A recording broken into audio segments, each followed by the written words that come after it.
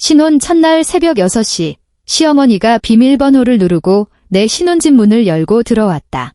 시어머니의 손에는 온 식구의 더러운 속옷이 담긴 대야가 들려 있었다. 시어머니는 내가 3억을 주고 사온 며느리인 줄 알고 손가락이 하얗게 퉁퉁 불 때까지 얌전히 빨래를 할 거라 믿어 의심치 않았다. 하지만 시어머니가 모르는 사실이 하나 있었다.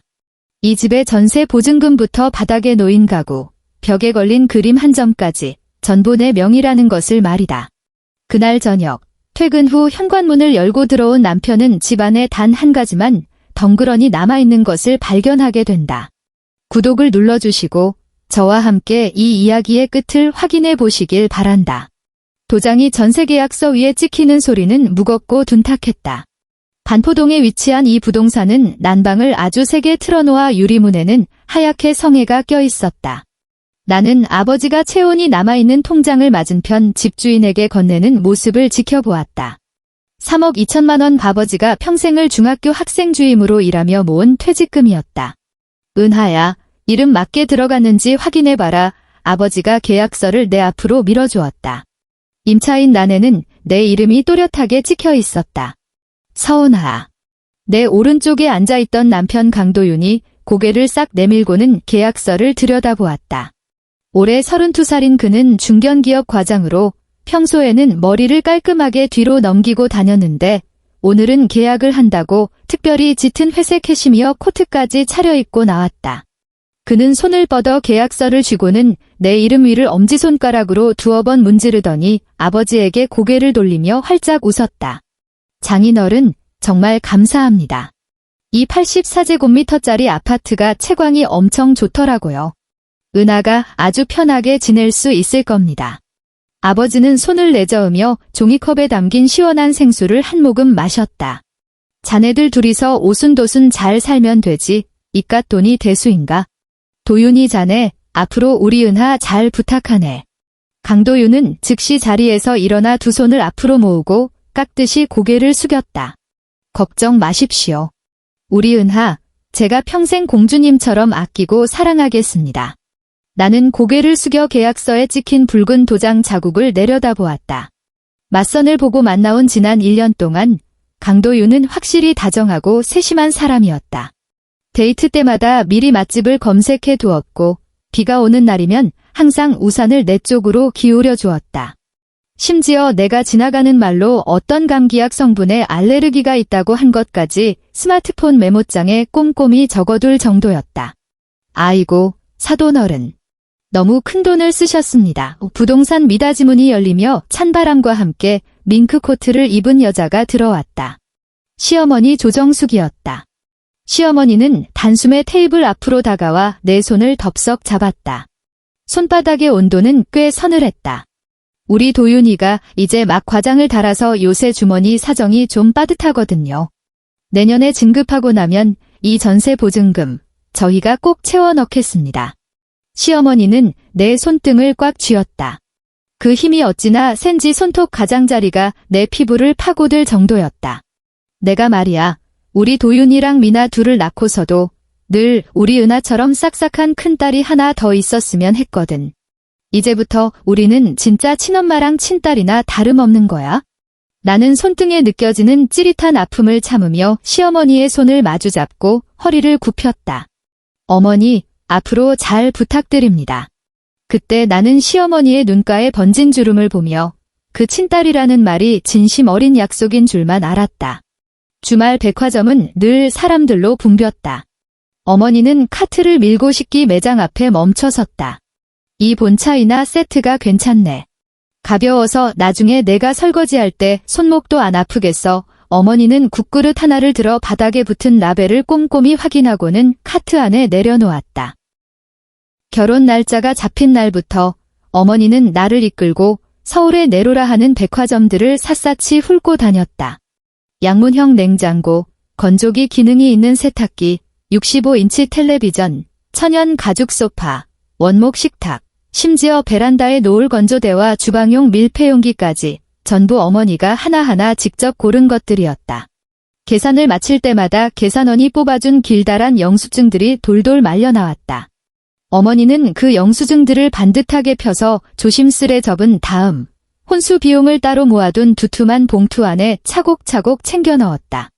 벌써 4천만 원 넘게 썼네. 백화점 문을 나서며 어머니는 손에 든 가계부를 보며 작게 한숨을 쉬었다. 나는 어머니의 팔짱을 꼈다. 엄마, 다 우리가 두고두고 쓸 건데 뭐 좋은 거 사두면 오래 쓰잖아. 어머니는 걸음을 멈추고 코트 주머니에서 붉은색 벨벳 상자 하나를 꺼내 내게 건넸다. 이거 내 시어머니가 어제 사람 편으로 보낸 예물이다. 상자를 열어보았다. 가죽 시계 하나와 목걸이 하나가 들어있었다. 시계줄은 마감이 거칠고 가죽이 뻣뻣했다. 목걸이 펜던트는 촌스럽고 과장된 해바라기 모양이었고 체인의 금속 광택에서는 싸구려 특유의 번들거림이 묻어났다. 대학병원 약제팀에서 5년 가까이 일하며 보석류에 관심이 많은 선배들 어깨너머로 본 게 있던 나는 이것들이 절대 백화점 정품이 아니라는 것을 단번에 알아차렸다. 어머니가 손을 뻗어 상자 뚜껑을 닫았다. 탁 하는 가벼운 소리가 났다. 사돈댁에서 그러시더라. 집안 형편의 도윤이 대학 공부시키느라 힘들었고 아직 시집 안 간 시누이 뒷바라지도 해야 해서 이 예물은 그냥 성의로만 받아달라고. 어머니의 목소리는 높낮이 없이 덤덤했다. 나는 상자를 가방 안에 쑤셔 넣었다. 괜찮아. 나 원래 액세서리 잘 안 하잖아. 출근해서 의사가운 입고 일할 때도 불편하고. 어머니는 나를 물끄러미 바라보다가 입술을 달싹였지만 이내 손을 뻗어 내 목도리를 단단히 여며주기만 했다. 도윤이가 너한테 잘하기만 하면 돼. 어차피 부부 일은 너희 둘이서 맞춰가며 사는 거니까. 결혼식을 일주일 앞둔 날이었다. 신혼집에는 가구와 가전제품이 모두 들어와 있었다. 나는 현관에 쭈그리고 앉아 신발장에 붙은 보호 필름을 뜯고 있었다. 강도윤은 스마트폰을 들고 거실 창가에 서서 통화 중이었다. 네, 맞아요. 도어록 비밀번호는 벌써 바꿔놨죠. 텅 빈 거실을 울리며 그의 목소리가 들려왔다. 나는 벗겨낸 비닐 필름을 동그랗게 뭉치며 자리에서 일어났다. 비밀번호요? 0523. 네, 맞아요. 어머니 생신이요. 강도윤이 전화를 대고 소리내어 웃었다. 언제든 편하실 때 들르세요. 내 손이 허공에서 멈췄다. 0523. 시어머니의 생일이었다. 전화를 끄는 강도윤이 고개를 돌려 나와 눈을 맞췄다. 그는 스마트폰을 바지 주머니에 찔러 넣고는 다가와 내 손에 들린 비닐 뭉치를 건네받았다. 엄마가 그러시네. 나중에 우리 둘 다 출근했을 때 택배 올 일 있으면 비밀번호 알고 있어야 와서 챙겨주기 편하시겠다고. 그는 내게 단 한 번도 물어보지 않았다. 나는 현관문에 달린 까만색 도어록 화면을 물끄러미 바라보았다. 숫자 패드의 불빛이 아직 완전히 꺼지지 않은 상태였다. 도윤 씨, 내가 그를 불렀다. 그가 고개를 돌렸다. 무척이나 태연한 눈빛이었다. 왜? 여기 우리 신혼집이잖아. 나는 도어록을 가리켰다. 비밀번호를 어머니 생신으로 바꾸는 건 적어도 나한테 먼저 상의했어야 하는 거 아니야? 강도윤은 잠시 멈칫하더니 이내 손을 뻗어 내 어깨를 감싸 안으며 가볍게 2번 토닥였다. 에이, 다 같은 가족끼리 왜 그래? 엄마가 오지랖이 좀 넓으셔서 그래? 우리 같은 젊은 애들 물건 흘리고 다닐까 봐 챙겨주시려는 거지? 고작 비밀번호 하나 가지고 너무 팍팍하게 굴지 말자. 그의 손바닥이 내 어깨에 닿아 있었다. 나는 그의 그 사람 좋은 얼굴을 쳐다보며 목끝까지 차올랐던 말을 꿀꺽 삼켰다. 알았어. 나는 돌아선 채로 다른 쪽 수납장의 필름을 마저 뜯기 시작했다. 나는 가족이라면 이런 사소한 일로 일일이 따지고 들면 안 되는 줄만 알았다. 여의도에 위치한 호텔 연회장 안에는 백합 향기가 코를 찌를 듯이 진동했다. 나는 무거운 웨딩드레스를 입고 하객맞이 구역에 서 있었다. 대학병원 동료 몇 명이 다가와 축의금이 든 두툼한 봉투를 방명록을 적는 친척에게 건넸다. 은하야, 오늘 진짜 예쁘다. 약제팀 이 선배가 내 손을 꼭 잡았다. 내가 미처 고맙다는 인사를 하기도 전에 짙은 붉은색 한복을 곱게 차려입은 시어머니 조정숙이 다가왔다. 걸음을 옮길 때마다 머리에 꽂은 비녀가 잘게 흔들렸다. 아이고, 우리 은하 직장 동료분들이신가 봐요. 시어머니는 다짜고짜 나와 이 선배 사이를 비집고 들어오더니 이 선배의 손을 덥석 잡았다. 우리 도윤이가 그 회사 과장이잖아요. 나이도 젊은데 앞길도 창창하고 조건이 얼마나 좋아요. 처음에 선볼 때만 해도 우리 집에 시집 오겠다고 줄 선 아가씨들이 얼마나 많았는지 몰라요. 우리 은하가 운이 참 좋아서 우리 도윤이를 꽉 잡은 거지. 이 선배의 얼굴에 떠있던 미소가 굳어졌다. 선배는 티나지 않게 손을 빼내고는 나를 한번 힐끗 쳐다보았다. 동료들끼리 미묘한 눈빛을 주고받았다. 누군가는 입꼬리를 살짝 비틀었고 누군가는 고개를 숙인 채 가방끈만 매만졌다. 웨딩드레스 자락을 쥐고 있던 내 손가락에 힘이 들어가 옷감이 팽팽해졌다. 어머니, 저쪽 하객분들이 인사 나누고 싶어 하시는 것 같아요. 나는 반대쪽 방명록 테이블을 가리켰다. 시어머니는 손을 휘휘 내저었다. 거긴 내 시아버지가 있잖니? 나는 이 젊은 아가씨들이랑 얘기를 좀 더 해야겠어. 다들 앞으로 우리 은하한테 많이들 배워요. 좋은 시댁 만나는 게 인생에서 제일 중요한 거니까. 이 선배가 헛기침을 하며 억지 웃음을 지었다. 네, 은하가 참 복이 많네요. 저희는 이만 밥 먹으러 들어가 보겠습니다. 도망치듯 멀어지는 동료들의 뒷모습을 보며 나는 드레스 자락을 내려놓았다. 강도윤은 멀지 않은 곳에서 친구들과 사진을 찍으며 건치를 드러내고 활짝 웃고 있었다. 그는 아무것도 듣지 못했다. 결혼식이 끝난 그날 밤, 호텔 2층 룸에 가족들끼리의 저녁 식사 자리가 마련되었다.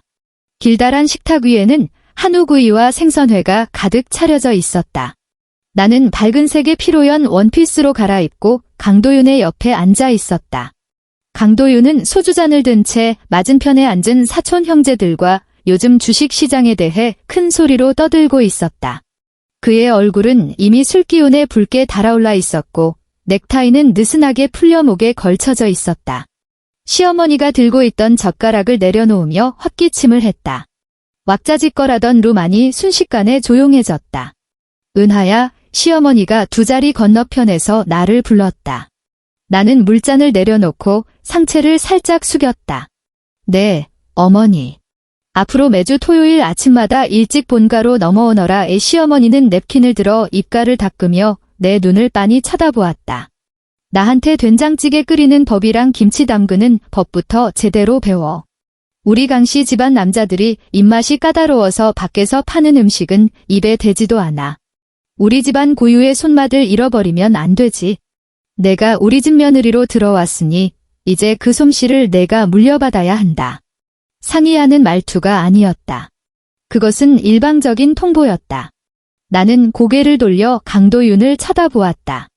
그는 사촌 동생과 짠을 하며 잔을 부딪히고 있었다. 원샷. 야, 그 주식 무조건 떡상한다니까. 그는 내 쪽으로 고개조차 돌리지 않았다. 나는 시선을 거두고 내 앞접시에 놓인 이미 차갑게 식어버린 고기 한 점을 내려다보며 조용히 대답했다. 알겠습니다, 어머니. 시어머니는 만족스럽다는 듯 고개를 끄덕이고는 다시 젓가락을 들어 생선살을 집어 먹었다. 저녁 식사가 파하고 모두가 호텔 로비에 모여 대리기사를 기다리고 있었다. 11월의 밤바람이 유리 회전문을 뚫고 들어와 제법 쌀쌀했다. 시누이 강민아가 다가와 내 팔짱을 덥석 꼈다. 올해 25살인 그녀는 대학을 갓 졸업하고 아직 취업 준비 중이었다. 언니 민아가 눈웃음을 쳤다. 눈가에 바른 글리터 시도가 조명을 받아 반짝거렸다. 앞으로 제 옷도 잘 부탁해요. 나는 그저 예의상 하는 말인 줄 알고 웃으며 그녀의 손등을 토닥였다. 그럼 시간 날 때 우리 집에 놀러와 현이가 맛있는 거 해줄게. 그게 아니고요. 강민아가 내 귓가로 얼굴을 바짝 들이밀더니 목소리를 낮췄다. 제가 피부가 엄청 예민하거든요. 그래서 속옷은 무조건 전용 세제로 손빨래해야 해요. 세탁기에 돌리면 온몸에 붉은 두드러기가 올라오거든요. 그 말을 남기고 미나는 내 팔짱을 풀더니 뒤로 한 걸음 물러났다. 내 입가에 머물던 미소가 딱딱하게 굳어버렸다. 대리기사가 운전하는 차가 도착했다. 강민아는 시어머니를 이끌고 밖으로 걸어 나가다가 중간쯤에서 고개를 돌려 나를 향해 손을 흔들었다. 입술이 달싹였지만 소리는 들리지 않았다. 하지만 나는 그녀의 입모양을 분명히 읽을 수 있었다. 농담 아니에요? 나는 로비의 회전문 곁에 서서 그들이 차에 올라타는 모습을 지켜보았다. 뒷덜미를 타고 서늘한 바람이 스며들어 나도 모르게 몸서리를 쳤다. 호텔 신혼여행 객실의 바닥에는 두꺼운 카페트이 깔려 있어 발소리조차 나지 않았다. 강도윤은 방에 들어오자마자 구두를 걷어차고는 널찍한 더블베드 위로 엎어졌다. 순식간에 방 안가득 술 냄새가 진동했다. 나는 그의 구두를 가지런히 정리하고 침대 곁으로 다가가 낑낑대며 그의 몸을 똑바로 눕힌 뒤 셔츠맨 위에 단추 3개를 풀어주었다. 그는 코를 한 번 골더니 몸을 뒤척이며 계속 잠에 빠져들었다. 나는 한숨을 내쉬고는 그가 침대 협탁 위에 아무렇게나 벗어 던진 재킷을 집어들어 옷장에 걸려고 했다. 그때 재킷 주머니 속에 들어있던 스마트폰이 짧게 진동했다. 어두컴컴한 방 안에서 켜진 액정 화면의 불빛이 유난히 눈을 찔렀다. 볼 생각은 없었지만 화면이 위를 향해 있던 탓에 그 메시지 내용이 내 시야에 곧바로 박혀버렸다. 시어머니가 보낸 메시지였다. 짐은 다 들여놨지? 집이 참 좋더라. 내가 은하한테 잘 말해서 도어록 비밀번호는 내 생일로 맞춰놔라. 그래야 내가 들락날락하기 편하지. 메시지가 도착한 시간은 오늘 오후 3시 우리가 연회장에서 하객들에게 인사를 돌며 건배를 하던 바로 그 시간이었다. 나는 그 문장을 뚫어지게 바라보았다. 내가 은하한테 잘 말해서 도어록 비밀번호는 내 생일로 맞춰놔라. 택배를 받기 위해서가 아니었다. 상의하지 못한 것도 아니었다. 가구가 들어오던 그날, 그는 나에게 뻔뻔하게 거짓말을 했던 것이다. 스마트폰 화면이 까맣게 꺼졌다. 방 안에는 강도윤의 무거운 숨소리만이 맴돌았다. 나는 재킷을 옷장에 걸어두고 스마트폰에는 손도 대지 않았다. 욕실로 들어가 수도꼭지를 틀고 세면대로 쏟아지는 차가운 물줄기를 바라보았다. 수면 위로 지칠 대로 지친 내 얼굴이 비치고 있었다. 다음 날 이른 새벽. 안마 커튼이 굳게 닫혀 있어 방 안은 여전히 캄캄했다. 띠띠띠, 띠띠띠. 날카로운 도어록 버튼 소리가 안방 방문을 뚫고 들어왔다. 나는 눈을 번쩍 떴다. 벽에 걸린 전자시계는 6시 15분을 가리키고 있었다. 곧이어 철컥 하는 소리와 함께 현관문이 열렸다. 누군가 거실로 성큼성큼 걸어 들어왔다. 발소리는 단 한 번의 머뭇거림도 없이 복도를 지나 안방 문 앞에서 딱 멈춰섰다. 쾅쾅쾅. 가볍게 노크하는 소리가 아니었다. 손가락 관절로 나무 문을 거칠게 두드려 패는 소리였다. 나는 상체를 일으켰다. 심장이 흉곽안에서 미친 듯이 요동쳤다. 옆자리에 강도윤은 없었고 침대 시트는 차갑게 식어 있었다.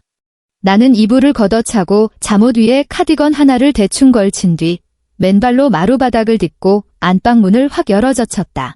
문 밖에는 시어머니 조정숙이 서 있었다. 외투도 걸치지 않은 채 짙은 보라색 홈웨어 차림이었다. 시어머니의 양손에는 커다란 파란색 플라스틱 대야가 들려 있었다. 대야 안에는 빨랫감이 산더미처럼 쌓여 있었다. 맨 위에는 강도윤이 결혼 전부터 신어 낡아 빠진 검은색 양말 여러 켤레와 사각 팬티 몇 장이 얹어 있었다. 그리고 그 남자 옷가지들 옆에는 레이스가 다 뜯어진 여성용 속옷과 누런 얼룩이 선명하게 남아있는 팬티 여러 장이 흉측하게 뒤섞여 있었다.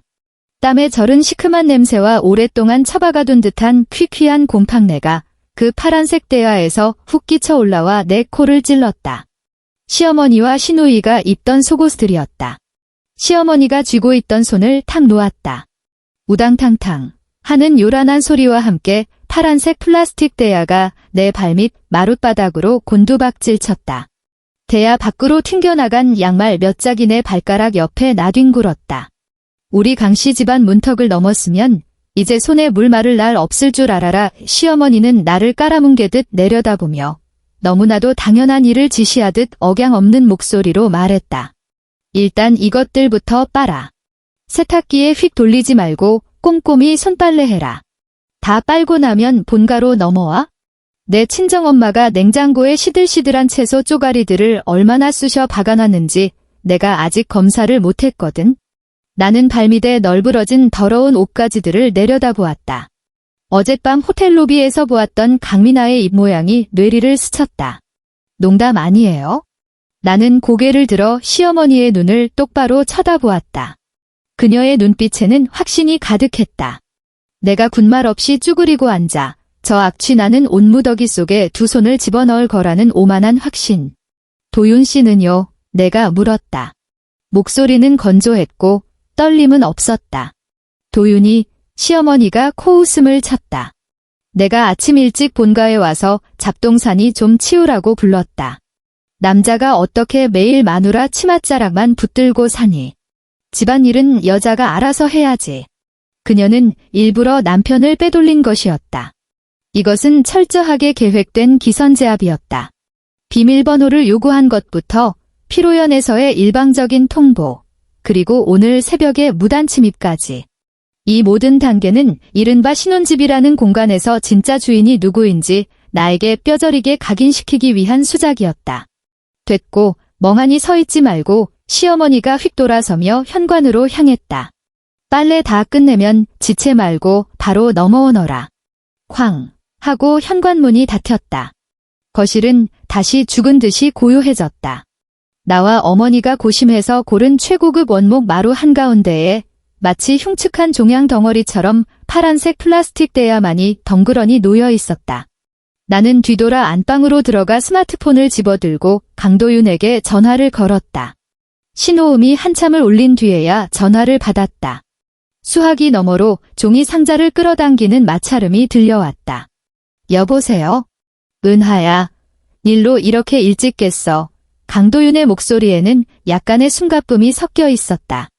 어머니가 방금 다녀가셨어. 나는 거실로 나와 대화에서 한 걸음 떨어진 곳에 멈춰 섰다. 비밀번호를 누르고 들어오셨어. 더러운 옷가지가 잔뜩 담긴 대야를 가져오셨는데 그 안에는 자기가 결혼 전부터 밀려둔 팬티랑 양말, 그리고 어머니랑 아가씨 속옷까지 들어있어. 나보고 지금 당장 손빨래를 하라시네. 나는 방금 일어난 일을 가장 객관적인 단어들로만 나열했다.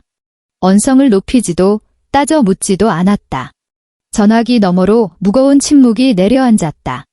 1초, 2초, 3초. 아휴 강도윤이 앓는 소리를 내며 목소리를 한껏 낮췄다. 엄마가 원래 그런 분이시잖아. 옛날 분이라 고지식하셔서 그래? 내가 마음에 담아두지 마. 그냥 아침 운동 삼아서 한 번만 빨아들이면 안 될까? 한 번만 빨아들이면 안 될까? 나는 그의 말을 그대로 되짚었다. 은하야, 내가 이렇게 부탁할게. 그의 말투에 짜증이 묻어나기 시작했다. 우리 신혼 이틀째잖아. 첫날부터 이렇게 얼굴 붉히고 싸우면 내 입장이 뭐가 돼? 그냥 이번 한 번만 엄마 비위 좀 맞춰드려. 다음부터는 내가 잘 말할 테니까. 나는 창밖을 내다보았다. 아직 해가 완전히 뜨지 않아 하늘은 잿빛이었다. 분노조차 일지 않았다. 참으로 기묘한 감각이었다. 한겨울 밤에 얼음물을 뒤집어 쓴 것처럼 극한의 추위를 겪고 나니 오히려 몸을 떨 기력조차 사라진 기분. 그저 머릿속이 무서울 정도로 차분하고 맑아졌다. 그렇구나. 그가 몰랐던 게 아니었다. 그는 단지 내 자존심을 짓밟은 것이 자신이 어머니의 불호령을 마주하는 것보다 훨씬 쉽고 편하다고 여겼을 뿐이다. 알았어. 나는 평온하게 대답하고는 종료 버튼을 눌렀다. 스마트폰 화면이 채 꺼지기도 전에 상단에 메시지 알림이 떴다. 신우이 강민아가 보낸 메시지였다. 언니, 내 손빨래 옷들은 꼭 따로 널어야 하는 거 알죠? 베란다에 있는 하얀색 건조대가 속옷 전용이니까 거기다 널어줘요. 고마워요. 문장 끝에는 웃는 얼굴 이모티콘이 3개나 붙어 있었다. 나는 그 웃는 얼굴들을 한참 동안 물끄러미 내려다보았다. 그러고는 대화창을 빠져나와 연락처 목록을 열었다. 스크롤을 맨 아래로 내려 가장 익숙한 번호를 눌렀다. 뚜뚜. 은하냐? 잠이 덜 깨어 갈라진 아버지의 목소리가 들렸다. 이 새벽에 웬일이니? 무슨 일 있어? 나는 숨을 깊게 들이마시고 파란색 플라스틱 대야에서 시선을 거두었다. 그리고 나와 어머니의 피땀 어린 정성으로 채워진 이 집안을 천천히 둘러보았다. 아빠의 텅 빈 거실에 내 목소리가 메아리 쳤다. 이삿짐 센터 좀 불러주세요. 전부 다 뺄 거예요. 수화기 너머로는 미세한 전파음만 흐를 뿐이었다. 아버지는 숨소리조차 흐트러지지 않았다. 알았다. 여전히 갈라진 목소리였지만 아버지의 대답은 비정상적일 만큼 침착했다. 40분 뒤에 다시 전화하마. 왜 그러냐고 묻지도 부부 사이에는 참아야 한다고 타일르지도 않았으며 강도윤이 어디 있냐고 캐묻지도 않았다. 아버지는 그 짧은 대답을 끝으로 전화를 끊었다. 나는 스마트폰을 소파 위에 던져두고 주방으로 걸어 들어갔다. 싱크대 맨 아래 서랍을 열어 노란색 박스 테이프와 굵은 검은색 매직펜을 찾아냈다. 나는 유기농 원목 식탁 앞으로 다가갔다. 지난달 어머니가 나를 끌고 강남의 가구 단지를 꼬박 한나절이나 돌아다닌 끝에 계약한 식탁이었다. 어머니는 식탁 모서리를 쓰다듬으며 나무가 단단해서 나중에 아이가 태어나서 부딪혀도 다치거나 망가지지 않을 거라고 하셨다. 나는 노란색 테이프를 쭉 찢어 식탁 한가운데에 붙이고 매직펜으로 큼지막하게 두 글자를 적었다. 반출. 매직펜 펜촉이 테이프 표면을 긁고 지나가는 소리가 적막한 집안에서 유난히 날카롭게 울렸다. 다음은 거실이었다. 65인치 텔레비전 화면, 천연 가죽 소파의 팔걸이, 거실 테이블의 유리 상판. 나는 기계처럼 테이프를 뜯고 붙이고 글씨를 쓰는 동작을 반복했다. 안방으로 들어갔다. 양문형 옷장, 건조기 일체형 세탁기, 화장대. 라벨을 하나씩 붙일 때마다 어머니가 그 두툼한 봉투에서 영수증을 꺼내던 모습이 머릿속에 선명하게 떠올랐다. 4천만 원이 넘는 큰돈. 어머니가 제대로 된 겨울 코트 한 벌 사입지 않고 아끼고 아껴서 피 한 방울 땀 한 방울 모으듯 마련한 돈이었다. 그런데 지금 내 부모님의 반평생 피땀이 서린 그 물건들이 거실 바닥에 놓인 저 썩은 내 나는 더러운 빨랫감들과 한 공간에 숨을 쉬고 있었다. 마지막으로 냉장고 문을 열었다. 안에는 유리 밀폐용기 10여 개가 각 맞춰 가지런히 놓여 있었다. 어머니가 직접 담가주신 깻잎장아찌, 멸치볶음, 깍두기였다. 나는 그 반찬통들을 하나하나 꺼내어 주방에 있던 에코백 안에 조심스레 담았다. 40분 뒤 정확히 스마트폰이 울렸다. 차는 11시에 도착할 거다. 이 수화기 너머로 자동차 왈칵 치솟는 시큰함을 꾹 눌러 담았다. 아직이요. 내려가서 편의점 김밥이라도 사서 속 좀 채워놔라. 몸 쓰는 일 하려면 밥심이 있어야 해. 아버지는 그 말을 끝으로 전화를 끊었다. 나는 현관으로 가서 외투를 껴입었다. 거실을 지나치며 마룻바닥 한가운데에 놓인 파란색 플라스틱 대야를 내려다보았다. 양말과 속옷들이 흉측하게 뒤엉킨 채 구역질 나는 냄새를 뿜어내고 있었다. 나는 그것을 피해 빙 돌아갔고 손가락 끝 하나 대지 않았다. 오전 11시 노란색 코끼리 마크가 그려진 이삿짐 센터 트럭 2대가 아파트 단지 주차장에 멈춰 섰다. 파란색 조끼를 입은 이삿짐 센터 직원 4명이 나를 따라 엘리베이터에 올랐다. 팀장으로 보이는 50대 아저씨는 손에 전동 드릴과 포장용 두꺼운 뽁뽁이를 들고 있었다. 14층에서 엘리베이터 문이 열렸다. 나는 현관문을 활짝 열어젖히고 집안에 노란색 테이프가 붙은 가구들을 가리켰다. 거실 바닥 한가운데에 있는 파란색 대야만 빼고 딱지 붙은 건 전부 다 빼주세요. 하나도 남김없이 싹 다요. 팀장 아저씨는 집안을 가득 채운 새 가구들을 한번 쓱 훑어보더니 이내 덩그러니 놓인 생뚱맞은 빨래통을 번갈아 쳐다보았다. 하지만 그는 아무것도 묻지 않고 손을 번쩍 들었다. 자, 작업 시작합시다. 징징거리는 전동 드릴 소리가 즉각 집안을 가득 채웠다. 벽걸이 텔레비전이 뜯겨나가자 벽지에는 시커먼 앙카 구멍 4개만 휑하니 남았다. 천연 가죽 소파는 투명한 비닐 포장재로 몇 겹이나 꽁꽁 둘러싸인 채 두 직원의 손에 들려 엘리베이터로 실려나갔다. 원목 식탁은 다리가 분리되어 상판과 함께 차례차례 밖으로 옮겨졌다. 나는 어머니가 주셨던 두툼한 쇼핑 영수증 뭉치를 들고 현관 구석에 서 있었다. 가구나 가전이 하나씩 나갈 때마다 나는 영수증 목록에 볼펜으로 V자를 그렸다. 맞은편 이웃집 아주머니가 시끄러운 소리에 현관문을 열고 반쯤 몸을 내밀었다. 아주머니는 직원들이 양문형 냉장고를 끙끙대며 밖으로 빼내는 모습을 보며 눈을 동그랗게 떴고 나와 텅 비어가는 거실을 번갈아 보며 의아한 표정을 지었다. 나는 문을 닫지도 않았고 아주머니에게 굳이 변명하지도 않았다. 그저 고개를 숙인 채 다음 영수증을 확인하기만 했다. 이삿짐 반출이 반쯤 진행되어 안방의 침대 프레임이 막 해체되었을 때였다. 갑자기 현관에 달린 인터폰이 날카롭게 울려 퍼졌다. 귀를 찌르는 벨소리가 전동 드릴의 소음을 뚫고 들어왔다. 나는 다가가서 통화 버튼을 눌렀다. 14층 202호. 대체 지금 뭐 하는 겁니까? 인터폰 너머로 아파트 관리사무소 직원의 짜증 섞인 목소리가 터져나왔다. 아래층 세대에서 천장이 쿵쿵 울린다고 민원 전화가 빗발쳐요. 오늘 주말인데 대규모 이사 작업하시면 어떡합니까? 당장 멈추세요. 팀장 아저씨가 하던 일을 멈추고 나를 쳐다보았다. 아저씨, 저희 금방 끝날. 안 됩니다. 당장 작업 중단하세요. 관리사무소 직원의 목소리가 한 톤 더 높아졌다. 입주하실 때 관리 규약 안 보셨어요?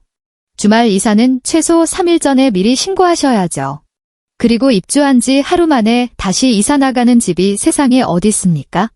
당장 세대주 바꾸세요. 나는 인터폰 버튼에서 손을 떼고 신발장 위에 놓인 핸드백 쪽으로 몸을 돌렸다.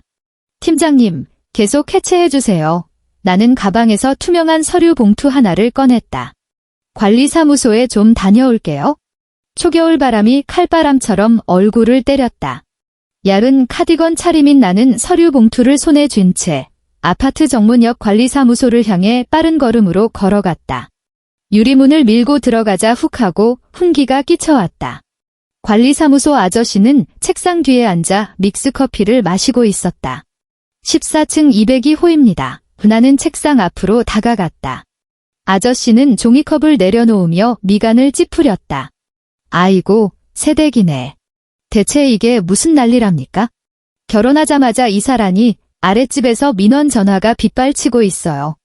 남편분은요? 남편분 오라고 하세요.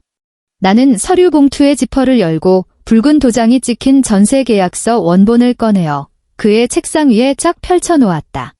아저씨, 똑똑히 보세요. 내 손가락은 임차인 난을 가리키고 있었다. 이 전세계약서에 적힌 이름은 서은아입니다. 제가 바로 세대주예요. 이 집의 전세 보증금 3억 2천만 원은 저희 아버지가 전액 지불하셨고요. 아저씨는 멍한 표정으로 계약서의 붉은 도장 자국에 시선을 고정했다. 입술만 달싹일 뿐 아무 말도 하지 못했다. 합법적인 임차인으로서 저는 제 개인 재산을 처분할 권리가 있습니다. 나는 그의 눈을 똑바로 쳐다보며 아무런 높낮이 없는 말투로 말했다. 제가 지금 하고 있는 이사 작업은 아파트 구조를 훼손하지도 않았고 공용 소방 통로를 점거하지도 않았습니다. 소음 문제라면 작업자분들께 최대한 조심해서 옮겨달라고 당부할 것이며 오후 2시 전에는 전부 끝날 겁니다. 그래도 규정에 어긋난다고 생각하시면 경찰에 신고하셔도 좋습니다. 관리사무소 아저씨의 얼굴빛이 시시각각 변했다. 그는 책상 위에 놓인 돋보기 안경을 집어쓰고는 계약서에 찍힌 이름과 도장을 꼼꼼히 살펴보고 다시 나를 쳐다보았다. 참나, 이거 그는 입속말로 중얼거리더니 계약서를 내 쪽으로 밀어주었다. 알았어요. 알았어. 내 입장 곤란해지지 않게 빨리들 끝내셔. 원참, 요즘 젊은 사람들은 나는 계약서를 다시 서류 봉투에 집어넣고 가볍게 목례를 했다. 번거롭게 해드려 죄송합니다. 몸을 돌려 관리사무소를 나서자 찬바람이 다시 얇은 카디건을 뚫고 들어왔다. 하지만 춥다는 생각은 들지 않았다. 새벽부터 나를 감싸고 있던 그 얼음장 같은 맑은 정신은 어느새 기계적인 정밀함으로 변해 있었다. 마치 병원 약재실에서 약을 조제하는 것과 같았다. 몇 그램의 가루약, 몇 밀리리터의 용액. 1mg이 많아도 안 되고 1mg이 적어도 안 된다. 지금 내 임무는 강씨 집안의 것이 아닌 물건들을 단 한 치의 오차도 없이 완벽하게 분리해내는 것이었다. 오후 2시. 팀장 아저씨가 마지막 인수증을 내게 건넸다. 확인해 보세요. 전부 차에 실었습니다. 나는 사인을 하고 인수증을 다시 돌려주었다. 수고하셨습니다. 곧장 수원 주소지로 가시면 돼요. 저희 아버지가 그쪽에서 기다리고 계실 겁니다. 2대의 트럭이 천천히 아파트 단지 정문을 빠져나갔다. 나는 발길을 돌려 마지막으로 이 84제곱미터짜리 아파트로 들어섰다. 어제까지만 해도 최고급 가구들로 꽉 차 있던 집은 이제 텅 빈 껍데기만 남아 있었다. 하얀 벽지가 유난히 눈을 찔렀고 마룻바닥 곳곳에는 가구에 눌린 자국과 이삿짐을 나르며 남겨진 흙먼지 발자국이 가득했다. 커튼이 사라진 탓에 오후의 햇살이 거실 안으로 가감없이 쏟아져 들어와 공기 중에 흩날리는 먼지들을 훤히 비추고 있었다. 이 넓은 공간의 입체적인 형태를 유지하고 있는 유일한 물건은 거실 한가운데 놓인 그 파란색 플라스틱 대야뿐이었다. 집안이 텅 비어 다른 냄새들이 사라지자 땀에 절은 시큼한 냄새와 곰팡내가 뒤섞인 그 악취는 한층 더 지독해져 있었다. 나는 베란다로 가서 속옷을 넣을 때 쓰는 그 하얀색 플라스틱 건조대를 찾아냈다. 그것을 거실로 들고 와 파란색 대야 옆에 세워두었다. 가방에서 포스트잇 한 장과 펜을 꺼냈다. 나는 대야 옆에 쭈그리고 앉아 한 줄의 글을 적어 내려갔다. 이 빨래는 돌려드립니다. 직접 손빨래 하시길 바랍니다. 나는 누구나 현관문을 열고 들어오자마자 볼 수 있도록 그 포스트잇을 하얀색 건조대 한가운데에 꾹꾹 눌러붙였다. 자리에서 일어나 현관으로 향했다. 문을 열고 나는 비상용 열쇠를 원래 신발장이 있던 자리에 맨바닥 위에 내려놓았다. 문을 닫고 도어록 화면을 터치했다. 설정 버튼을 누르고 0523을 입력한 뒤 새 비밀번호 0000을 누르고 확인 버튼을 눌렀다. 화면 불빛이 2번 깜빡이더니 삐빅 하는 경쾌한 소리가 울렸다. 나는 몸을 돌려 엘리베이터 쪽으로 걸어갔다. 엘리베이터를 기다리는 동안 스마트폰으로 택배 앱을 열어 방문 수거를 예약했다. 수취인은 집주인이었고 보낼 물건은 전세 계약 해지에 필요한 서류들이었다.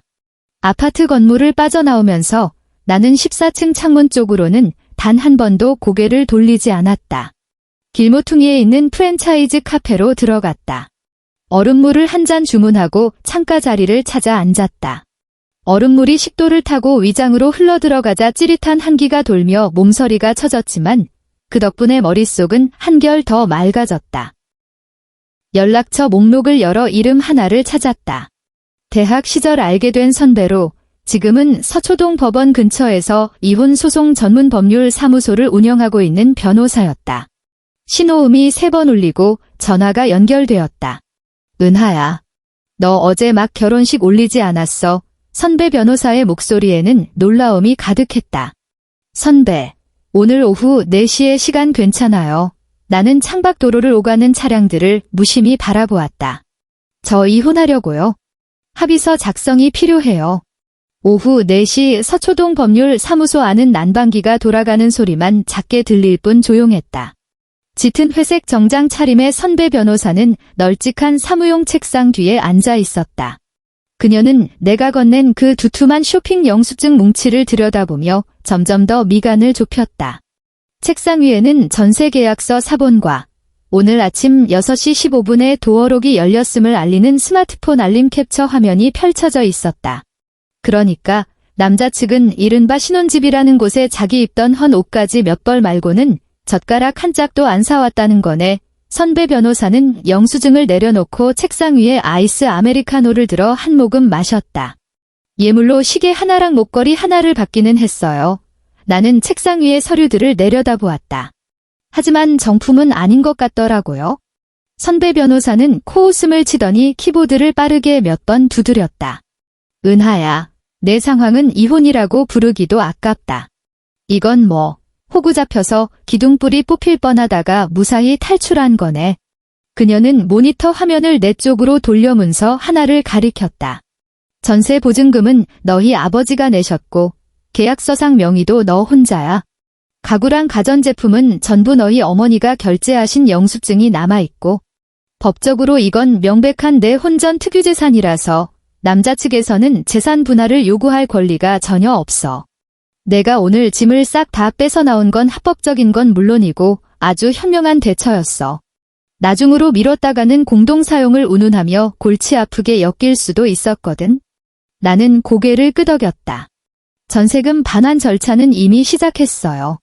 집주인이 서류를 받으면 곧바로 저희 아버지 계좌로 돈을 쏴주기로 했죠. 아주 좋아. 선배 변호사는 의자 등받이에 몸을 기댔다. 이제 문제는 이혼 방식인데 너희 어제 막 식을 올렸으니 구청에 혼인신고하러 갈 시간도 없었지? 네, 원래는 다음 주에 갈 생각이었어요. 그럼 훨씬 간단해지지. 선배 변호사가 손가락을 튕기며 딱 소리를 냈다. 법적으로 너희는 지금 사실혼 관계조차 성립되지 않아. 기껏해야 약혼 해제 정도에 불과하지. 복잡하게 법원 소송 밟을 필요 없이 그냥 관계 해소 및 재산 귀속 확인 합의서를 작성해서 그쪽 서명만 받아내면 끝이야. 그녀는 잠시 말을 멈추고 내 두 눈을 똑바로 응시했다. 은하야, 정말로 위자료 청구는 안 할 생각이야? 시어머니가 새벽에 무단으로 침입한 건 사생활 침해랑 정신적 피해 보상을 청구하기에 아주 충분한 사유가 되는데 나는 창밖으로 점차 어둑해지는 하늘을 바라보았다. 서울의 겨울은 항상 해가 빨리 졌다. 필요 없어요. 시선을 거두었다. 그 집구석 돈은 단 한 푼도 받고 싶지 않아요. 그저 내 것만 확실하게 되찾고 그 인간들이랑 완벽하게 연을 끊어버리면 그만이에요. 더 엮여봤자 내 아까운 시간만 낭비될 뿐이니까요. 선배 변호사는 몇 초간 나를 물끄러미 바라보더니 이내 고개를 끄덕였다. 알았어. 지금 바로 합의서 초안 작성할게. 저녁 6시 40분 반포동 아파트 14층. 강도윤은 본가에서 버리려던 헌책과 잡동사니가 잔뜩 담긴 무거운 검은색 비닐봉지 2개를 들고 서 있었다. 그는 어깨로 벽을 지탱하며 간신히 한 손을 빼내어 도어록 화면에 053을 눌렀다. 삐빅삐빅. 비밀번호 오류음이 울렸다. 그는 멈칫했다. 자신이 번호를 잘못 누른 줄 알고 다시 한번 천천히 입력했다. 삐빅삐빅.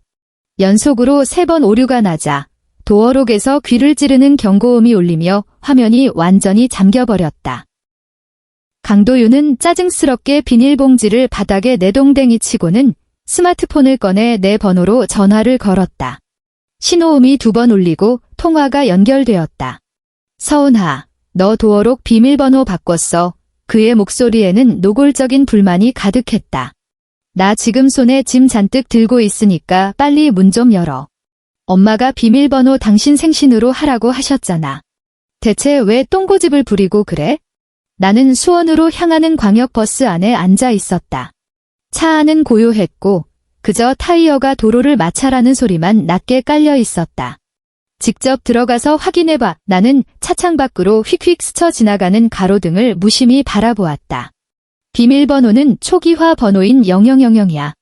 만약 잠겨서 안 열리면 1층 관리사무소 아저씨한테 가서 열어달라고 해. 너 지금 무슨 소리 하는 거야? 그의 언성이 높아졌다. 나는 아무 대답도 하지 않고 그대로 전화를 끊어버렸다. 10분 뒤 강도윤은 관리사무소 아저씨를 데리고 왔다. 아저씨는 마스터키로 문을 열어주고는 강도윤을 한번 쓱 쳐다보고 혀를 끌끌 차며 뒷짐을 지고 가버렸다. 강도윤이 문을 밀고 현관에 들어섰다. 현관 센서 등이 켜졌다. 하지만 불빛이 비춘 곳은 아늑한 거실이 아니라 죽은 듯이 고요하고 텅 빈 공간뿐이었다. 그는 그 자리에 얼어붙었다. 손에 쥐고 있던 스마트폰을 하마터면 떨어뜨릴 뻔했다. 소파도 텔레비전도 식탁도 없었다. 활짝 열린 안방문 너머로는 침대 프레임의 그림자조차 보이지 않았다. 주방 싱크대 위는 횡하니 비어 있었고 물컵 하나 남겨진 것이 없었다. 그는 구두를 벗고 차가운 마룻바닥 위로 발을 내디뎠다. 텅 빈 집 안에서 그의 발소리가 하얀 벽에 부딪히며 공허한 메아리를 만들어냈다. 은하야, 그가 불렀다. 목소리만이 텅 빈 벽 사이를 맴돌았다. 그는 젠걸음으로 안방에 들어가 옷장의 미닫이 문을 열어젖혔다. 텅 비어 있었다. 주방으로 달려가 원래 냉장고가 있던 자리에 수납장 문을 열었다. 전선 쪼가리 하나 남아있지 않았다. 마지막으로 그는 다시 거실로 돌아왔다. 그의 시선이 마침내 마룻바닥 한가운데에 꽂혔다. 그 파란색 플라스틱 대야만이 덩그러니 놓여 있었고 그 옆에 세워진 하얀색 건조대 위에는 노란색 포스트잇 한 장이 붙어 있었다. 강도윤이 다가가 포스트잇에 적힌 글꼴을 확인했다. 이 빨래는 돌려드립니다. 직접 손빨래 하시길 바랍니다. 그의 숨이 거칠어졌다. 그는 왈칵 스마트폰을 집어들고 다시 내 번호로 전화를 걸었다. 이번에는 신호음이 한참을 울린 뒤에야 연결되었다. 서은아, 너 미쳤어? 수화기 너머로 귀가 먹먹해질 만큼 쩌렁쩌렁한 강도윤의 고함이 터져나왔다. 집에 있던 짐들 다 어디 갔어? 살림살이 다 어디다 빼돌렸냐고. 너 이거 엄연한 절도죄인 거 몰라? 나는 스마트폰을 귀에서 살짝 대고 그가 악을 다 쓸 때까지 기다렸다. 강도윤, 나는 성까지 붙여 그의 이름을 불렀다. 수화기 너머로 씩씩거리던 거친 숨소리가 멈칫했다. 전세 보증금 3억 2천만 원. 우리 아버지가 내신 돈이야. 나는 차창 유리에 비친 내 얼굴을 바라보며 마치 약품 설명서를 읽어 내려가듯 한없이 차분한 목소리로 말했다. 가구 하나, 가전제품 한 대까지 빠짐없이 우리 엄마 이름으로 결제된 영수증이 있어. 그게 뭐 어쨌다는 건데? 우리는 이미 결혼한 부부잖아. 그가 다급하게 내 말을 끊었다. 내 어머니가 그러셨지. 여기가 당신 집이라고. 나는 그의 히스테리를 가볍게 무시했다. 그러니까 이제 이 텅 빈 껍데기만 남은 집은 너희 강씨 집안에 고스란히 돌려줄게. 은하야, 내 말 좀 들어봐. 그의 말투가 갑자기 누그러졌다.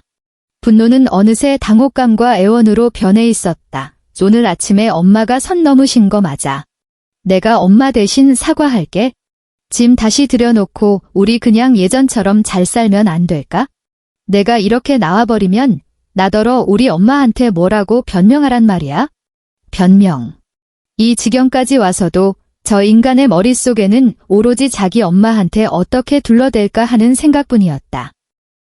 합의서는 다음 주에 내 회사로 보낼 거야. 나는 마지막 쇠기를 박았다.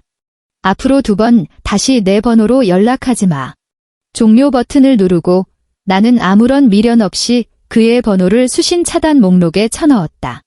30분 뒤 시어머니 조정숙이 하이힐을 신고 숨을 헐떡이며 14층 아파트로 뛰어들어왔다. 강도윤의 전화를 받고 택시를 잡아타고 불이 나게 달려온 것이었다. 현관에 서서 텅 빈 마룻바닥을 마주한 순간 시어머니의 얼굴에서 핏기가 싹 가셨다. 그녀는 하이힐을 신은 채 온 집 안을 미친 듯이 뛰어다니며 텅 빈 서랍을 모조리 열어젖히고 횡한 방문들을 쾅쾅 열어 제꼈다. 이게 말이 돼? 이게 말이 되냐고. 거실 한가운데 선 그녀의 앙칼진 목소리가 빈집을 쩌렁쩌렁 울렸다. 이런 독사 같은 년. 감히 신혼집 살림을 싹 다 빼돌려? 당장 경찰 불러. 도윤아, 당장 경찰에 신고해서 그년 콩밥 먹여. 강도윤은 바닥에 주저앉아 양손으로 머리를 감싸준 채 꿀 먹은 벙어리처럼 입을 꾹 다물고 있었다. 시어머니는 파란색 플라스틱 대야 앞으로 달려가 발로 뻥 걷어찼다. 악취나는 양말과 속옷들이 바닥에 널브러졌다. 건조대에 붙어있던 포스트잇이 나풀거리며 그녀의 발밑으로 떨어졌다. 종이에 적힌 글꼴을 확인한 그녀는 분을 이기지 못해 온몸을 부들부들 떨었다. 그녀는 스마트폰을 꺼내 미친 듯이 내 번호를 눌러댔다. 고객님이 통화 중이어 소리샘으로 연결되오며 연속으로 5번을 걸었지만 똑같은 안내 음성만 흘러나왔다. 그제야 그녀는 자신이 차단당했다는 사실을 깨달았다. 그녀는 이를 부득부득 깔며 연락처 목록에서 우리 아버지 번호를 찾아내어 전화를 걸었다. 서정호 씨, 딸내미 가정교육을 대체 어떻게 시킨 겁니까? 전화가 연결되자마자 시어머니는 목이 터져라 악을 썼다. 결혼한 지 하루 만에 시댁 물건들을 몽땅 훔쳐가다니. 당신들 이거 사기야, 사기. 내 당장 법원에 고소할 테니까 그리 알아. 수화기 넘어 아버지는 수원집에서 이삿짐 센터 직원들이 마지막 가구를 1층 창고 안으로 밀어넣는 모습을 지켜보고 계셨다. 아버지는 스마트폰을 들고 수화기 너머로 들려오는 발악을 들으면서도 표정 하나 변하지 않으셨다. 사돈어른 학생 주임 특유의 오랜 위엄이 서린 아버지의 묵직한 목소리가 흘러나왔다. 내 딸이 결혼을 한 것이지 그쪽 강씨 집안의 식모로 팔려간 게 아닙니다. 전화기 너머의 고함 소리가 뚝 끊겼다. 그 집 전세금은 내가 냈고 가구는 내 아내가 샀습니다. 내 것을 내가 도로 가져온 건 지극히 당연한 권리입니다. 아버지는 한 글자 한 글자 힘주어 말씀하셨다. 사기 운운하셨습니까? 새벽 6시에 남의 집에 무단 침입해서 며느리한테 시댁 식구들 속옷 빨래를 시키는 짓거리가 합법이라고 생각하신다면 어디 한번 마음대로 경찰에 신고해 보시지요. 앞으로 법적인 문제가 있다면 우리 쪽 변호사를 통해 연락하십시오. 2번 다시 내 가족을 괴롭히지 마시고요. 말씀을 마친 아버지는 가차없이 전화를 끊어버리셨다. 시어머니는 스마트폰을 든 채 사방에 나뒹구는 더러운 빨랫감들 사이에 서 있다가 마치 온몸의 진이 다 빠져나간 사람처럼 차가운 바닥에 털썩 주저앉았다. 그날 밤 스마트폰 화면 위에서 총성 없는 전쟁이 벌어졌다. 저녁 8시 시어머니는 50명이 넘게 있는 강씨 집안 친척 단체 채팅방에 장문의 음성 메시지를 올렸다. 어르신들, 그리고 친척 여러분, 내 말 좀 들어보세요. 우리 도윤이가 눈이 삐어도 단단히 삐었지. 어디서 저런 독사 같은 년을 데려와서. 글쎄 신혼 이틀째 되는 날 도윤이 출근한 틈을 타서 이삿짐 센터를 불러다가 집 안 살림을 몽땅 다 털어갔지 뭡니까. 물컵 하나 안 남기고 싹 다요. 그러고는 제 발로 도망을 쳤어요. 저런 년은 아주 사회의 암적인 존재입니다. 연이어 그녀는 자신이 다니는 교회 여전도회 단체 채팅방에도 똑같은 내용의 메시지를 퍼날랐다. 단체방은 순식간에 발칵 뒤집혔다. 평소 시어머니와 죽이 잘 맞던 친척 몇 명이 앞다투어 맞장구를 쳤다. 아이고, 세상에 어쩜 그런 일이 다 있대요? 우리 도윤이처럼 착한 애가 어쩌다 그런 몹쓸 일을 당했을까? 당장 경찰에 신고해야죠. 절대 그냥 넘어가면 안 됩니다. 하지만 이런 동정 여론은 20분도 채 가지 못했다. 저녁 8시 30분 수원 친정집 소파에 앉아 돋보기 안경을 끼신 어머니가 아주 평온한 얼굴로 스마트폰의 메신저 앱을 여셨다. 어머니는 그 시끄러운 단체방에 들어가 똑같이 진흙탕 싸움을 하지 않으셨다. 그저 미리 준비해둔 사진 몇 장을 양가가 처음 선을 볼 때 중간다리 역할을 해주셨던 어르신 3분과 시어머니와 같은 교회를 다니며 평소 발언권이 센 권사님 몇 분에게 개인톡으로 전송하셨다. 첫 번째 사진은 전세계약서 사본이었다. 붉은 도장과 서운하라는 3글자가 선명하게 찍혀 있었다. 두 번째 사진은 길게 이어 붙인 가구와 가전제품 결제 영수증 캡처본이었다. 총결제 금액 4,200만 원, 결제자 명의는 전부 우리 어머니의 이름이었다. 세 번째 사진은 내가 어머니에게 보내드렸던 오늘 아침 6시 15분에 0523이라는 비밀번호로 도어록이 열렸음을 증명하는 스마트폰 알림 내역이었다. 마지막으로 짧은 메시지가 덧붙여졌다. 밤늦게 소란을 피워 죄송합니다. 저희 은하는 파혼하기로 결정했습니다. 신혼집 전세금과 혼수가구는 전부 저희 친정에서 해간 것이며 현재 모두 회수 완료했습니다. 파혼 사유는 이렇습니다. 시어머니 되실 분이 새벽 6시에 며느리에게 묻지도 않고 본인 생일로 설정한 비밀번호를 누르고 들어와 온 시댁 식구들의 더러운 속옷이 담긴 대야를 며느리 발밑에 던지며 손빨래를 강요하시더군요. 저희 서씨 집안은 도저히 이런 고상한 가풍을 감당할 주제가 못 되어 이만 물러납니다. 이 사진과 메시지들은 날개라도 돋친 듯 친척들과 교회 교인들의 개인 톡방을 타고 무서운 속도로 퍼져나갔다. 30분도 채 지나지 않아 강씨 집안 친척 단체방의 여론은 180도 뒤집혔다. 방금 전까지만 해도 경찰에 신고하라며 열을 올리던 친척들은 쥐 죽은 듯이 입을 다물었다.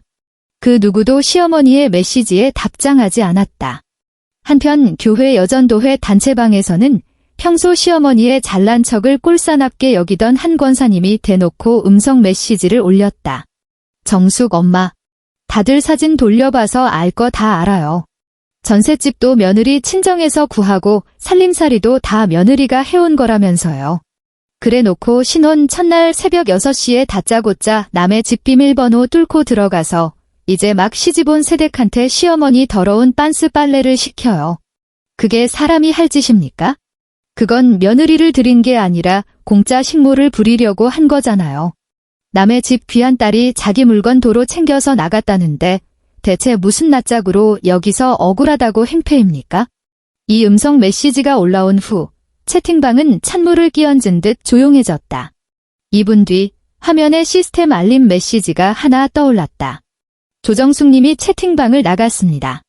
일주일 뒤 서초동에서 발송된 두툼한 서류 봉투가 퀵서비스를 통해 강도윤 회사 안내 데스크로 배달되었다. 그 안에는 선배 변호사가 작성한 약혼 해제 및 재산 귀속 확인 합의서가 들어있었다. 강도윤은 합의서를 받아든 그날 오후 곧바로 반차를 내고 내가 일하는 대학병원으로 달려왔다. 하지만 그는 보안요원에게 제지당해 약제팀 출입문 밖에서 발만 동동 굴러야 했다. 그는 유리문 밖에 서서 오가는 사람들 틈으로 나를 쳐다보았다. 눈시울이 시뻘겋게 달아올라 있었다. 그는 스마트폰을 치켜들고 내게 장문의 메시지를 연달아 쏟아냈다. 은하야, 내가 정말 잘못했어. 앞으로 2번 다시 우리 엄마가 우리 부부 일에 간섭 못하게 할게. 비밀번호도 당장 내 생일로 바꿀게. 나 지금 밖에서 살 집 알아보고 있어. 우리 둘이 따로 월세라도 얻어서 나가 살자. 우리 집 식구들이랑 다 연 끊고 살게. 제발. 제발 나한테 한 번만 기회를 줘. 난 너 없으면 안 돼. 나는 스마트폰 화면에 쉴 새 없이 떠오르는 메시지 알림들을 내려다보았다. 클릭해서 읽어볼 일말의 호기심조차 생기지 않았다. 나는 옆에 있던 이 선배에게 스마트폰을 내밀었다. 선배, 부탁 하나만 할게요. 이 번호 좀 수신 차단해주세요. 제가 지금 손에 약가루가 묻어서요. 이 선배는 나를 힐끗 보더니 군더더기 없는 손놀림으로 차단 버튼을 눌렀다. 진작에 차단했어야지. 그날 결혼식장에서 보니까 내 시어머니 되실 분 보통 내기가 아니더라니. 강도윤은 결국 서류에 서명할 수밖에 없었다. 선배 변호사가 첨부 문서에 덧붙인 한 문장 때문이었다. 본 합의서 서명을 거부할 시 당사는 귀하 및 귀하 가족의 모욕적 행위로 인한 정신적 피해 보상을 청구하는 정식 소송을 제기할 것이며 귀하가 재직 중인 회사 인사팀에도 해당 사실을 통보할 예정입니다. 강도윤은 회사에서 망신당할 배짱이 없는 인간이었다. 그는 얌전히 합의서에 서명한 뒤 법률사무소로 우편을 보냈다. 서명이 완료되었다는 소식을 전해 들은 그날 시어머니 조정숙은 반포동의 텅 빈 아파트 거실에 서 있었다. 집주인과의 통화가 막 끝난 참이었다. 전세 보증금이 법적 절차를 거쳐 우리 아버지에게 전액 반환되었으므로 집주인은 이번 달 말일까지 방을 빼지 않으면 계약 위반으로 1일 단위의 월세를 청구하겠다고 통보했다. 11월의 사풍이 커튼 하나 없는 창문 틈새로 매섭게 파고들었다. 시어머니는 횡한 거실 한가운데 우두커니 서 있었다. 그곳에는 더 이상 그녀가 마음대로 뒤적일 수 있는 양문형 냉장고도 친척들에게 떵떵거리며 자랑할 천연 가죽 소파도 없었고 고개를 숙인 채 그녀의 호통을 잠자코 들어줄 만만한 며느리도 없었다. 그녀는 고개를 떨구었다. 마룻바닥 정중앙 그 파란색 플라스틱 대야는 여전히 그 자리에 있었다. 일주일 내내 아무도 건드리지 않아 방치된 양말과 속옷들 위로는 하얗게 곰팡이가 피어올라 코를 찌르는 역겨운 썩은 내가 진동하고 있었다. 그녀는 그 빨래통을 뚫어지게 노려보았다. 이 빨래를 대신 해줄 사람은 처음부터 아무도 없었다. 이른바 가족이라는 이름 아래 그 누구도 그녀의 억압과 통제를 진심으로 원한 적이 없었던 것처럼. 그저 전에는 어느 누구도 이렇게 매정하고 단호한 방식으로 그녀의 민낯을 까발리지 않았을 뿐이다. 이제 그녀는 스스로 쭈그리고 앉아 곰팡이 핀 저 시궁창 같은 뒤치다꺼리를 제 손으로 직접 해결해야만 했다. 3개월 뒤. 수원의 겨울은 서울보다 조금 더 쌀쌀했지만 공기만큼은 훨씬 맑았다. 오후 6시. 나는 칼같이 퇴근 카드를 찍고 경기도에 위치한 이곳 대학병원 정문을 나섰다. 나는 본가에서 가까운 분원 약제팀으로 발령을 받아 내려왔고 하루하루 단순하고도 규칙적인 일상을 보내고 있었다. 나는 길을 따라 천천히 걸었다. 빵집 앞을 지나치다가 안으로 들어가 갓 구워낸 단팥빵 하나를 샀고 길을 걸으며 한 입 베어 물었다. 달콤한 파당금이 입안 가득 퍼지며 따뜻한 온기를 전해주었다. 10분쯤 걸어 부모님 댁 근처에 새로 지어진 오피스텔 건물 앞에 도착했다. 나는 이곳에 자그마한 원룸 하나를 얻었다. 평수는 넓지 않았지만 채광이 아주 좋은 방이었다. 현관문 앞에 서서 손을 뻗어 도어록 화면을 터치했다. 4자리 숫자를 눌렀다. 내 생일이었다. 나를 제외하면 이 세상 그 누구도 이 문의 비밀번호를 알지 못했고 택배를 받아주겠다는 알량한 핑계로 나에게 비밀번호를 요구할 사람도 더 이상 존재하지 않았다. 철컥 하는 소리와 함께 문이 열렸다. 집안은 고요했고 가습기에서 하얀 수증기가 뿜어져 나오는 미세한 소리만 들려왔다. 나는 실내화로 갈아 신고 주방으로 가서 냉장고 문을 열었다. 그 안에는 시어머니가 감시하려 들던 시들시들한 채소 쪼가리 따위는 없었다. 어젯밤 친정엄마가 챙겨주신 밑반찬들, 내가 좋아하는 탄산음료 몇 캔, 그리고 먹기 좋게 썰어둔 과일 한 팩이 전부였다. 나는 음료수 한 캔을 꺼내어 캔 뚜껑을 땄다. 치익 하는 경쾌한 소리가 조용한 방 안을 선명하게 울렸다. 차가운 탄산음료를 한 모금 마시며 창가로 다가가 건물 아래 도로를 따라 하나둘 불을 밝히는 가로등을 내려다보았다. 30분쯤 뒤면 나는 편안한 헌 스웨터로 갈아입고 슬슬 걸어서 부모님 댁으로 저녁을 먹으러 갈 것이다. 어머니는 틀림없이 뚝배기에 구수한 된장찌개를 보글보글 끓여 놓으셨을 테고 아버지는 소파에 앉아 뉴스 채널을 보고 계실 것이다. 내가 식탁 앞에 앉았을 때 윗사람이 먼저 숟가락을 들 때까지 기다릴 필요도 없고 밥을 먹으며 그 누구의 눈치를 볼 필요도 없다. 나는 그저 편하게 자리에 앉아 모락모락 김이 나는 뜨끈한 국물을 한 숟갈 떠먹으면 그만이다. 곰팡내가 진동하던 그 파란색 플라스틱 대야는 반포동의 그 텅 빈 아파트 거실에 영원히 버려두고 왔다. 그리고 나는 마침내 내 집의 문을 열고 닫는 것도 내가 먹고 싶은 것을 선택하는 것도 오롯이 내 의지로만 결정할 수 있는 온전한 내 삶으로 돌아왔다. 이야기는 여기서 끝을 맺습니다. 이야기 속에서 서운하는 문을 쾅 닫고 나가거나 울고불고 매달리지도 않았으며 심지어 험한 말 한마디 내뱉지 않았습니다. 그저 온전히 자신의 것인 물건들만 아주 조용하고 깔끔하게 거두어 나왔을 뿐입니다. 어떤 사람들은 결혼이 곧 사람을 돈 주고 사오는 것이라 착각하지만 정작 집계약서에 누구의 이름이 적혀 있는지는 확인조차 하지 않죠. 결혼은 결코 어느 한쪽의 일방적인 적선이 아니라 두 사람 간의 평등한 계약입니다. 그 계약이 첫날부터 무참히 찢겨나갔을 때 우리가 할 수 있는 가장 우아하고 품위 있는 대답은 미련 없이 뒤돌아서는 것입니다. 여러분은 은하의 대처가 옳았다고 생각하시나요? 댓글창에 여러분의 솔직한 생각을 남겨주세요.